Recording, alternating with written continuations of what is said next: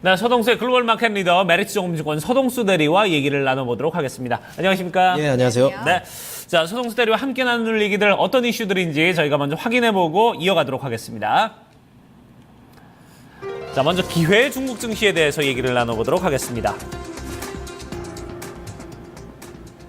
자, 조금 전에 어이자 앵커가 얘기했듯이 중국 증시 이틀 연속 좀 하락을 했고, 거기에 이제 상해 증시 지금 3.5% 정도 하락을 하면서, 4,887포인트까지 내려오는 모습을 보여줬습니다. 이 부분에서 그 전까지 계속해서 서방 외신에서 좀 얘기했던 중국의 어떤 거품론, 중국 증시의 거품론, 이런 부분이 좀, 이제 본격적으로 좀 나오는 게 아니냐, 이런 우려감이 있거든요. 그래서 이제 이 부분 좀 우리가 좀 체크를 하고 넘어가야 될 것 같습니다. 예, 중국 증시에 대한 버블론은 굉장히 오래됐습니다. 오래됐고요. 외신에서 바라봤을 땐 버블이고, 자기네들이 올라가면은 진정한 상승이고, 중국이 올라가면 버블이고, 이렇게 표현을 하는데요.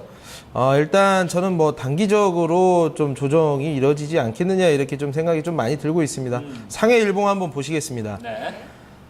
제가 방송을 시작하고 나서부터 거의 2배 한 250% 정도 올랐나요? 그렇죠. 상해 일봉이 지금 5,166포인트 터치하고 나서 양일간 조정을 받으면서 4,887포인트 팔자가 2개나 들어갔습니다. 네. 20일 이동평균선에 접근을 하고, 우리가 이 중국 증시가 본격적으로 상승을 하고 나서부터 20일 이동평균선을 아주 단기적으로 한 하루 이틀 정도만 이탈했다가 다시 추세를 복귀했던 적을 감안을 해봤을 때 기회 영역에 좀 들어온 것이 아니냐라고 이렇게 좀 판단을 하고 있습니다.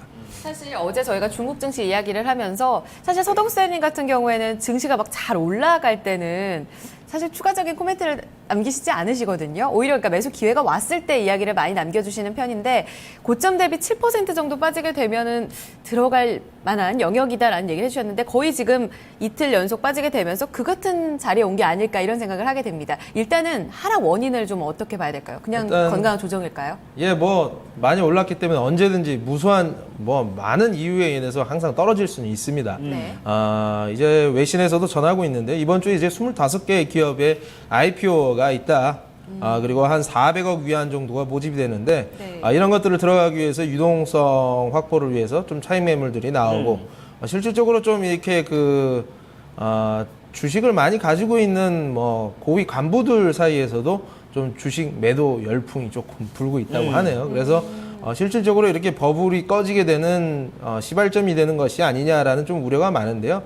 그런 것 같지는 않고요. 네. 증권 당국에서 이제 신용 거래를 자기 자본 대비해서 4배 정도까지만 허용을 하는데, 이 한도가 지금 거의 차올랐다. 그리고 이제 불법적으로 진행되고 있는 신용융자 관련된 매매, 마진 트레이딩에 대해서 강력한 단속을 시행하겠다. 아주 그냥 뻔한 이 조정의 빌미, 계속 반복되었던 부분들. 그래서 이제 4배 가까이 돼서 레버리지가 어떻게 보면 전체 증시 거래액 중에서 한 15% 정도가 마진 트레이딩으로 이루어지게 돼 있는데, 이러한 것들이 좀 부담이 되지 않겠느냐라고 이렇게 좀 해석을 하고 있고요. 고평가 논란이 되고 있는 중소형주들, 그러니까 특히나 심천 지수에 있는 주식들이라든가 CSI 300에서 이제 대형주들은 좀 별로 빠지지도 않았어요. 증권주들은 오히려 좀 올랐고요. 네. 그래서 소형주 중심으로 해서 조금 하락폭을 확대하는 모습들을 좀 보여줬었습니다. 네, 그래요.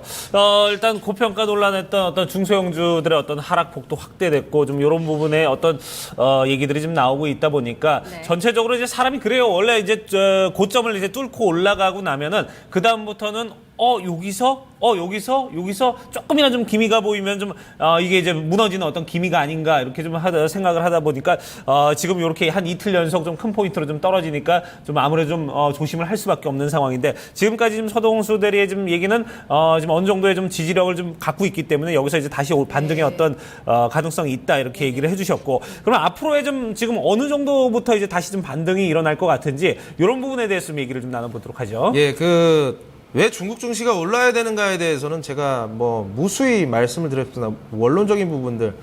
중국은 2020년에서 30년, 그러니까 빠르게 되면 2020년으로 보는 사람들은 연 6, 7%의 성장을 5년 동안 하게 되면 미국의 크기를, GDP 사이즈를 넘어서게 돼 있고, 그 GDP 사이즈 대비해서 시가총액 자체가 지금 60%에서 70%요 사이에 있는 레인지이기 때문에 상당히 전혀 부담이 없는 상황. 미국 같은 경우는 100%를 넘어가게 되어 있고요. 선진 증시들 거의 다 100%에 육박하게 되어 있습니다. 그렇다면 회사들이 벌어들이는 그 영업이익 대비해서 PER, 그러니까 주가순이익 비율이 너무 높은 것이 아니냐라고 얘기를 하실 수가 있는데 중국 기업은 한 해에 20%에서 최소 30% 정도까지는 충분히 성장을 합니다. 그렇기 때문에 그런 밸류에이션을 해가 지나면 지날수록 20배를 30%씩 계속 할인을 하면서 PER을 할인을 하면서 올라갈 수가 있거든요. 네. 그렇기 때문에 프리미엄을 주고 2위 경제국이 1위 경제국으로 가는 그 프리미엄을 우리가 좀 인정할 필요가 있다. 그리고 중산층들 4억 명, 2020년경에 10,000불이 넘어서게 되는 4억 명의 중산층들이 부를 늘리고 그리고 금융의 민영화를 통해서 이제 그 인민들의 부를 늘려가는 그런 과정에는 증시의 상승이 꼭 필요하다. 그리고 공영 그 기업들의 민영화를 위해서 그리고 수많은 부채들을 해결하기 위해서는 주가의 상승이 꼭 필수적이다라는 부분들을 제가 분명히 말씀을 드렸었고요. 4,700포인트 정도 부근에서는 충분히 반등이 가능하다. 오늘로 치면 한 중국 증시 1, 2% 정도 빠지게 되면 네. 우리가 지금까지 봐왔던 패턴이라면 충분히 여기서 반등이 가능하다고 좀 보고 있고요. 만약에 여기서 들어갔다가 이게 무너지는 흐름이 나온다. 그러면 뭐 당연히 단기적으로 좀 손절매를 할 수도 있겠죠. 네. 하지만 여기에서는 분명히 우리가 타이거 차이나 A 레버리지 같은 경우는 들어갈 필요가 있습니다. 그래서 한번 일봉 보시면 지금 20일 이평선을 언저리에 있는 상황인데요. 여기서는 충분히 뭐 오늘 한 3, 4% 정도 더 빠지게 된다고 한다면 여기서는 뭐 충분히 들어가도 된다. 5만 원 선 정도면 될 것 같습니다. 네. 5만 원을 깨면 적극적으로 매수하셔도 되겠습니다. 네, 그래요. 오늘 좀 지켜봐야 될 것 같아요. 오늘 조금 더 이제 하락이 나오면은 거기서는 이제 다시 한번 매수세로 좀 들어가봐도 괜찮을 만한 그런 어떤 시그널이다 이렇게 짚어주셨습니다. 자, 첫 번째 이슈 이렇게 저희가 살펴봤고요. 두 번째 이슈도 알아보도록 하죠.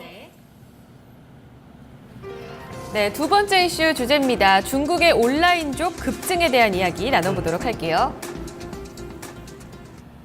앞서서 중국 증시가 올라야만 하는 이유에 대해서 우리 서동수 대리가 성장성이 무궁무진하다라는 점을 근거로 제시를 해주셨습니다. 네. 지금 중국의 온라인 쪽이 급증하고 있다. 이런 추세는 사실 연초부터 꾸준히 나오고 있었어요. 근데 최근에 보니까 이 해외 쪽에서, 그러니까 해외 브랜드에 대한 매출이 크게 줄어들었다는 점에서 중국 온라인의 어떤 규모가 계속해서 늘어나고 있다. 이쪽으로 좀 외신들이 주목을 하고 있더라고요. 먼저 이야기부터 들려주시죠. 유니레버라고 해서 상당히 좀 유명한 생활 소비재 네네. 용품점이 있죠. 그 용품 만드는 회사가 있죠. 네. 이 회사가 지금 이제 중국에 진출을 해 있는데 30년 동안 거의 매출이 성장세가 꺾인 적이 단 한 번도 없다가 올해 2분기, 3분기 들어서 매출세가 상당히 좀 꺾이는 모습들. 이 회사가 재밌는 것은 오프라인 유통의 주력으로 하고 있었다는 점. 온라인 네. 쪽에는 좀 어떻게 보면은 등한시하고 있었던 기업이거든요. 이러한 기업들, 그러니까 중국 인민들의 소비 행태가 조금 변화하고 있다라는 측면을 우리의 이 뉴스를 통해서 우리가 좀 추론해 볼 수 있을 것 같습니다. 네. 이 유니레버 같은 경우에는 말씀해 주셨지만 진짜 오프라인 규모로는 상당히 큰 회사기도 하고요. 중국 내에서도 상당히 좀 상위권에 유지를 했었던 그 브랜드 매출 규모를 기록했다고 하는데 최근에 좀 줄어드는 거에 대해서 외신 쪽에서는 굉장히 좀 집중을 하는 모습이었습니다. 그렇게 되면 온라인 쪽으로 이제 방향을 잡고 있는 기업들에 대한 기대감이 상당히 클 것 같거든요. 일단은 소비 형태가 변화되고 있는 부분, 외신 쪽에서는 좀 어떻게 이야기를 하고 있을까요? 예, 월스트리트저널 따르면 최근 중국 진출돼 있는 기업들 사이에서 상당히 좀 많은 혼란이 지금 야기되고 있다. 네. 오프라인에서 온라인으로 넘어오고 있는 이런 소비자들의 소비 행태가 좀 너무 변화하는 데 있어서 못 쫓아가는 기업들은 좀 도태되는 이런 경우들이 상당히 많이 나오고 있는데요. 베스트바이라든가 미국의 대표적인 기업이죠. 그리고 독일의 메트로라는 이제 오프라인 유통에 중점적으로 사업이 역점을 두고 있는 회사들은 최근 들어서 중국 사업을 포기하고 있습니다. 그래서 중국 로컬 기업들의 그 오프라인 유통이 거의 성숙기에 다다르면서 경쟁도 너무 치열하고요. 여기에서 이제 마진 같은 걸 가져가기 쉽지 않으니까 이런 부분들에서 상당히 좀 도태되는 기업들이 나왔었고, 월마트 같은 경우도 중국 내부에서 우리가 최고가 되겠다 했는데 결국에는 뭐 로컬 기업에는 다 밀리게 되었고요. 네. 최근 들어서는 온라인 쪽으로 한번 주력을 해보자 전략을 수정을 하고 있고요. 최근 들어서 뭐 이런 변화는 중국 전자상 거래가 굉장히 좀 급증하고 있다라는 부분에서 원인을 찾을 수가 있을 것 같습니다. 온라인 쇼핑자 수가 2007년에 4,600만 명이 지금 4억 6,100만 명까지 늘어났다라는 점 때문에 이러한 현상이 좀 이뤄지고 있는 것 같습니다. 네, 그래요.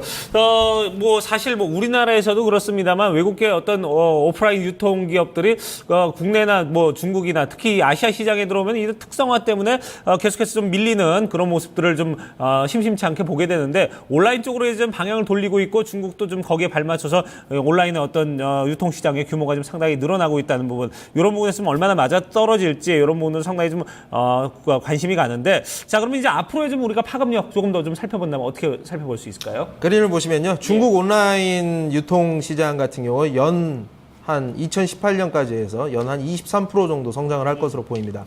작년 같은 경우 70%, 재작년 그 전년까지 해서는 연 50%씩 올랐었거든요. 사실 이것은 우리가 예상했던 거를 훨씬 뛰어넘습니다. 앞으로도 뭐 23% 연평균이라고는 하지만 올해, 내년, 후년까지 해서 얼마나 좀 성장할 수 있을지 우리가 좀 가늠하기가 상당히 어려울 정도로 성장세가 상당히 좀 가파릅니다. 다음 그림 보시면요. 이 인터넷 사용자와 그 중에서 온라인 쇼핑을 하는 이 선으로 되어 있는 게 이제 온라인 쇼핑 쪽인데요. 이런 그 상승률 자체가 온라인 쇼핑 이용자 자체가 상승률이 훨씬 더 빠르다.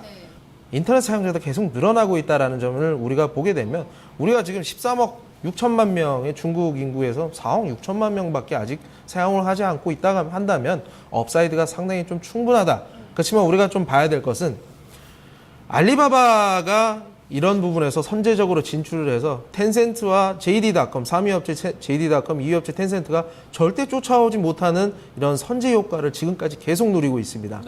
여기는 똑같습니다. 우리 기업들도 인터넷으로 이렇게 온라인 쪽으로 쇼핑 그 유통 라인을 선제적으로 구축하고 있는 기업들이 중장기적으로 그 선제 효과를 가져갈 수 있는, 다음이 네이버를 지금 몇 년째 못 쫓아오고 있습니까? 이런 부분들을 우리가 생각해 본다면 선제적으로 진출되어 있는 우리 소비재 기업들, 온라인 유통망을 뚫어놓은 기업들을 우리가 주목할 필요가 있겠다라고 정리를 해드리겠습니다. 어떻게 보면 경쟁이 조금 더 판이 커졌다고 볼 수 있는데 그런 네. 해외 기업들보다도 우리 쪽에 여전히 좀 성장 모멘텀이 남아 있다고 보시는 거죠. 경쟁력이 있다고 보시는 거죠. 맞습니다.